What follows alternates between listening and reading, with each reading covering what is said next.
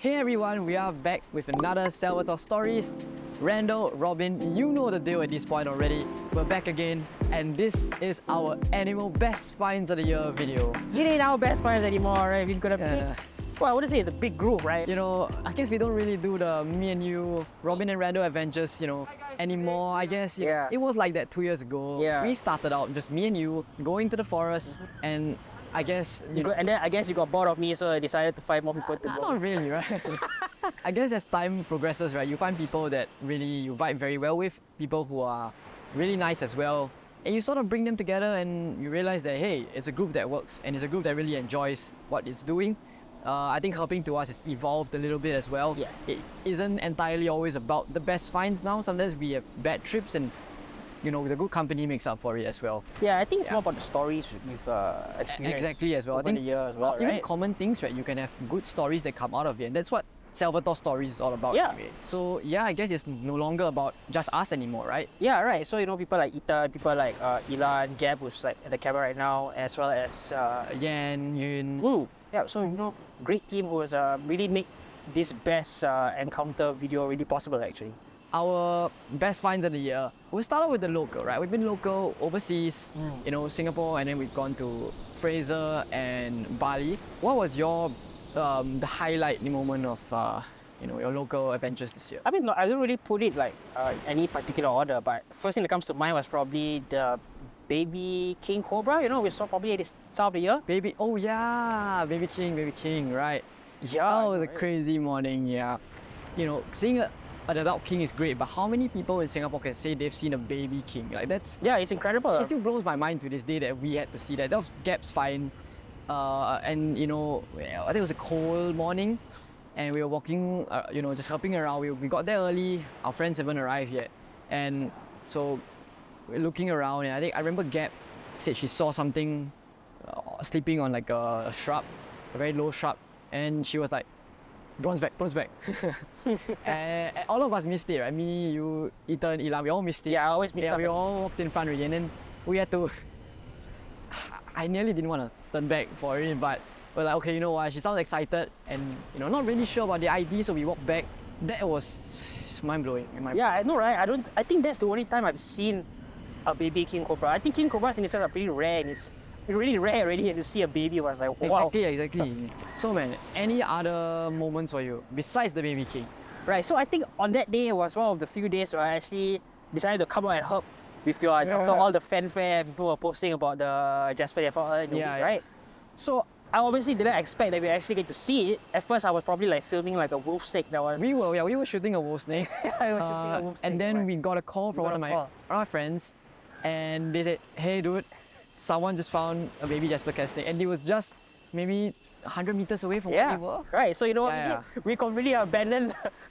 We were like, well, I mean, it was already on its way out anyway, so we just left it. Right? Yeah. What a beautiful baby. Probably one of the most beautiful snakes I've seen in Singapore, right? But that's the whole beauty of it, right? And that's the best find, the most rarest thing we've seen this year possibly. In Singapore. Yeah. And to go and see an adult within the same week, it's crazy. Yeah, second one. I saw second. How many days were apart between the baby and... I can't remember really. I just know it's a few days. So that one was with some friends, Gab was there as well. We were going frogging. Yeah, we're looking for frogs, man. Yeah. Frogs. But of course, I had my fun shooting the frogs, and then Gab just suddenly pointed out and then I was like, hold on a minute. It doesn't sound dead. Alright? You got stop me on the camera. It doesn't sound dead, right? Yeah, it was I'm sorry. Okay, but Jasper Cat Snake, double, and that was an adult. It was even prettier than the baby, if you believe it or not. I believe it. The scales look even better. Yeah, I saw the pictures. Crazy. But I think the baby just had more personality. Was there anything else locally this year that was pretty exciting? You know what? I think off the top of my head, I can think of a few lifers right this year that I got. Variable reed snake, red-tailed pipe snake, Q-bellied whip snake, Malayan racer eating a shrew as well. I think that was pretty cool. Yeah, and the kicker for all of that was I wasn't there. Most of any of it. Right. Okay. Two things that really stood out to me this year was probably the blue coral snake that I think Ethan found recently. Right? That was so cool. I was actually having COVID at that period, but I still like came out to actually go and shoot the snake. That's how exciting seeing a blue coral is, you know. So yeah, that was one of them. And I think the other one was the little red-tailed racer, a little baby that was found as well. So that was also. I don't think I was there for red-tailed racer, right? Were you there? Nah, I don't think I was. Yeah, I think Ethan was the one that found that as well. So yeah, you know, he was able to find two pretty interesting things this year that I really enjoyed. Hey guys, it's us again. So if you're watching this segment of the video, we decided to add this in way after we filmed the entire Salvatore stories, because we found one of our biggest targets. It's probably one of the best finds of the year for us, to be honest.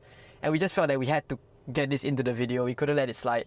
So recently we've been on a trip to Pulau Ubin. Yeah, we went right. Pulau Ubin. My third trip, your fifth. My fifth trip, yeah. Organized by one of our friends. And you know, we finally got to see the forbidden zebra crossing. We finally got to see the Banded Krait.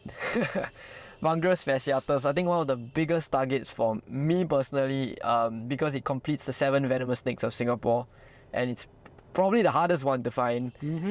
Across the whole island. It's the most difficult one. I was very happy to be able to see it. As usual, you know, I'm the pessimistic one, so I don't really expect to see it. And I've seen you guys read more about it. Yeah. I mean, I can't blame you also, because I was also pessimistic. it's the weird thing when you go in the first time, you go in super optimistic, and then like the subsequent 2, 3, 4, 5 times, when you just get skunked so many times, right, you don't want to hype yourself up for it anymore. And that's what happened for me, I think, because we've done that so many times, countless hours put in. And the thing is, it's so difficult to get to the island itself. It's a very, very far travel from mainland to get to the jetty and then take a ferry over, and then you have to usually stay over the entire night. It's a bit expensive to charter a ferry back in the middle of the night, which we've done a few times. It's one of the harder places to do in the whole Singapore, I feel. I definitely wasn't expecting to be the one to be in that group that actually came across the snake in the first place. So it is a big snake. So we had one of our friends who were like on the opposite end of the trail, and then me and Ethan were on the other end. We were like walking towards a specific point, and then I think suddenly we realized this white and black thing suddenly like cross path nearer to our friend. Yeah. And then everybody went like, oh, that's the thing. Yeah. And the next thing you know, we were like calling you, calling me. Yeah. Yeah, I was nearby. I was looking at Shopee Viper somewhere, getting distracted somewhere else, and then you called me, and I knew. I saw the call coming. I was like, oh, it has to be something good. So tell me more, because I'm not exactly the knowledgeable when it comes to the tours. I'm not knowledgeable, man. I'm not expert. You're not more knowledgeable than me. Right. So why don't you tell nice people what the Banded Krait is? Vangrus fasciatus. Whoa!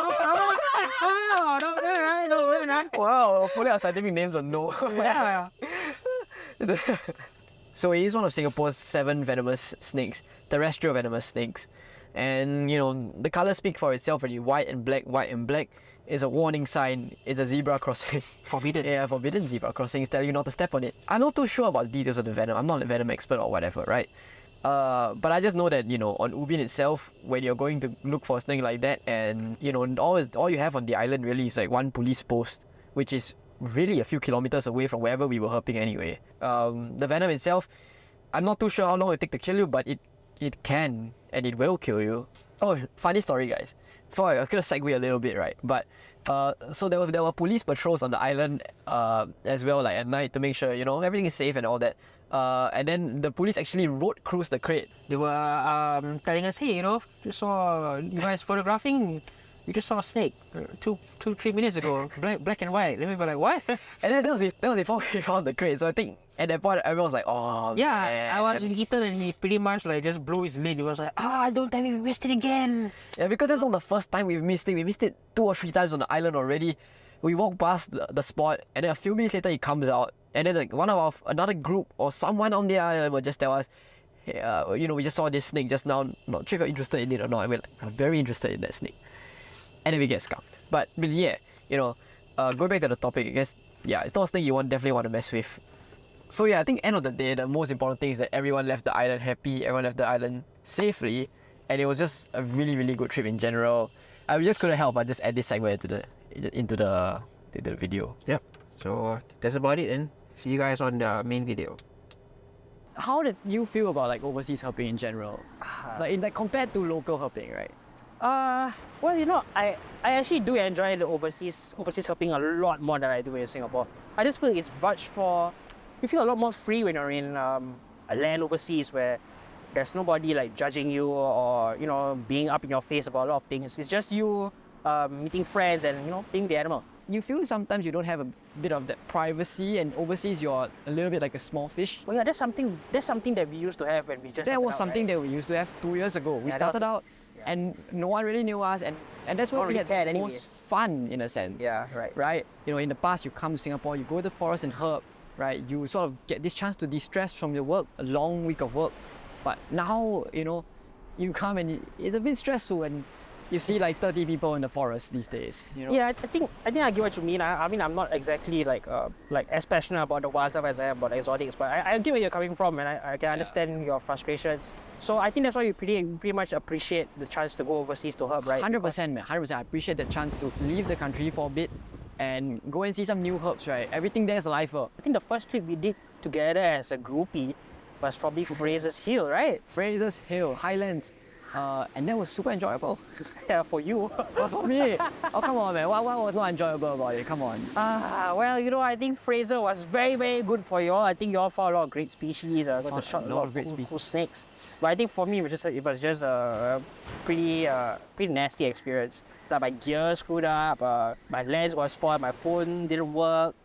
You know, I had trouble like Right. I remember that. Yeah, right. So you know, it wasn't as fun for me as it was for you. But I'm glad that you all enjoyed it, right? Yeah.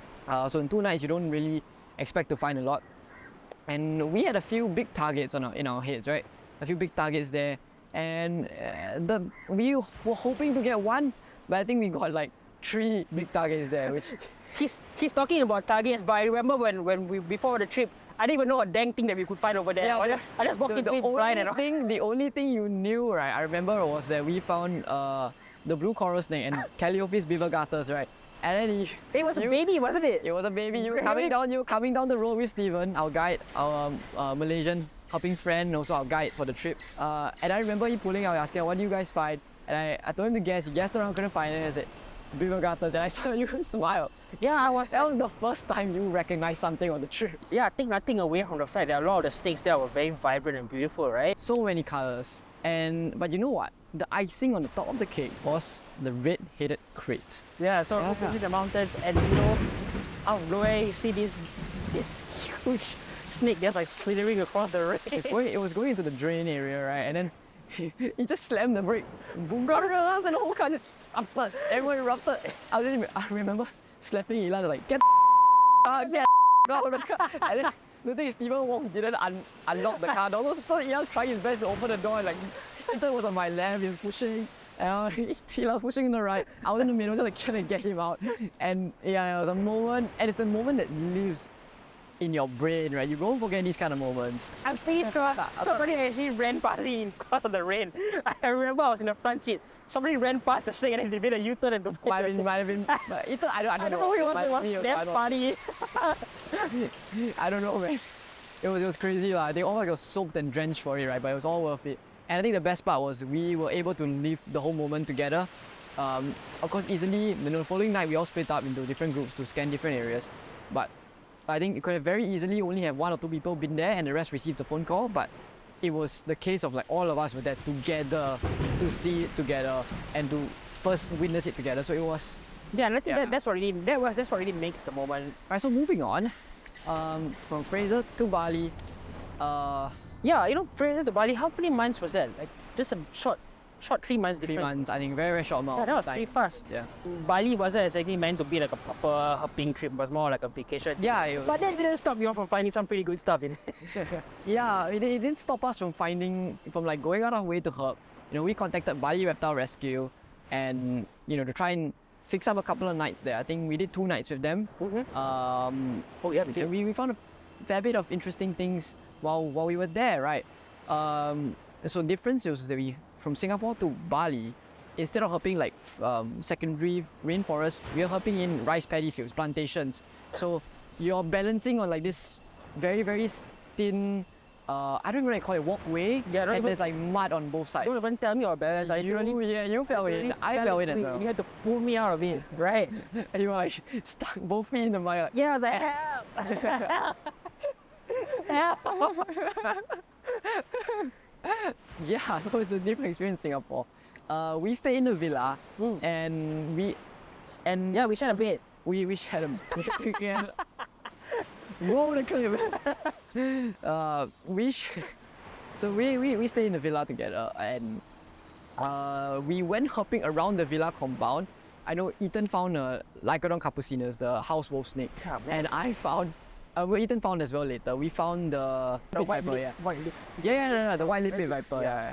So we found that as well in the compound itself. We went down, walked around the rice paddy field beside the villa, and you're like, whoa. Yeah, you people are mad, you know. How many people actually find snakes in their accommodation? The villa staff were judging us so hard. Yes, they were. They were judging us so hard because I don't think they get visitors that come in with torchlights and then start like, instead of like relaxing by the pool, they just go in and start scanning around for snakes. Yeah, they were so confused. They were like conversing to me in Indo, and I was just like, yep, these people are a little bit mad.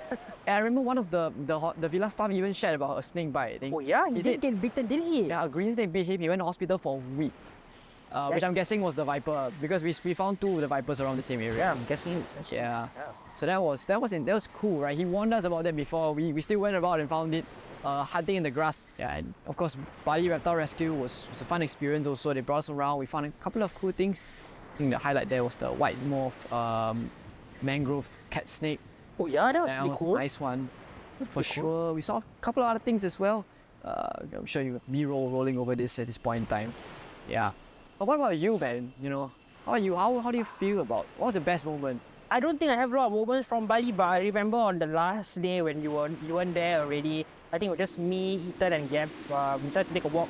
Oh yeah, talk about the time I wasn't there. We decided to take a walk along one of the beaches in Bali, right? I was on the other side of the freaking island and enjoying holiday, man. Yeah, man, it is what it is. But you know, we were taking a walk along the island, and then I was like, damn, you know, these guys just can't relax. You know, we're supposed to be here on vacation. So go on vacation. And here they are, hopping at the beach. So I was with the driver, right, at the edge of one of the car park, just discussing, talking about his wife, his kids, asking how... Oh, his kids? asking how his life was. Kids? Hey, man, I'm a nice guy. I want to know how well my driver is doing, all right? That's all right. But anyways, right, while I was doing that, you know, I heard a loud call from the distance, you know? And then I was like, no way they found a snake. You know? No, and I was like, freaking way. No freaking way. I was like, you crazy jerk. You know, and then I sprinted there. With the driver. Yeah, like seeing me sprint there was already a weird enough thing. But then you see the driver, you know, and he overtakes me. You know, the driver overtakes me. And he starts filming the snake and everything. And it was a banded foul snake. If I'm not wrong, that's the proper name. Right. I remember that. It's one of the craziest moments of the year, right? And it was found by Ethan while we were just like trying to have an enjoyable walk by the beach. And that was definitely the craziest moment of the Bali trip for me. I remember, like I said, I'm on the other side of Bali, right? And then I received the text and I was like, if I would take a cab right now, it would take me at least a good 2 hours to get there. Right. And I would ditch my entire family because we were doing some proper vacation, you know, and proper vacation stuff. And then I saw y'all found a dead sea crate, and then y'all found this. And I was like, just put my phone down, and I was like, no. Yeah, you missed out on that. I missed out on that. Really missed out on that. Yeah. I mean, later we found it in Singapore anyway, but you know, but at that moment, yeah, I haven't seen it. But at that moment, right, I think I felt really FOMO. Hey, it happens to the best of us, right? We all feel FOMO about it. It's all part of the process. At the end of the day, you gotta understand that, you know what, the game is the game. The game is the game. It is what it is. Yeah, you got right. Put some respect. And I guess like I felt happy for you guys. So, you know, from Singapore, Fraser to Bali, do you think you have room for one more overseas trip this year? Yeah, and I wish my friend here, Robin, all the best in his trip to Java. Come on, man, you're coming along with us. I'm coming along with them. I'll probably be sitting around somewhere waiting for the snake to come to me. Oh, come on. But yeah, you know, I think that pretty much sums up our best adventures of the year. Yeah, both man. In Singapore and overseas. Very productive year, filled with great people, great snakes. These are like the highlights. And hopefully next year will be a better year. Hopefully next year, I'll be out of Singapore once and for all. Oh, come on, man. That's all, folks. See you all. Maybe never again.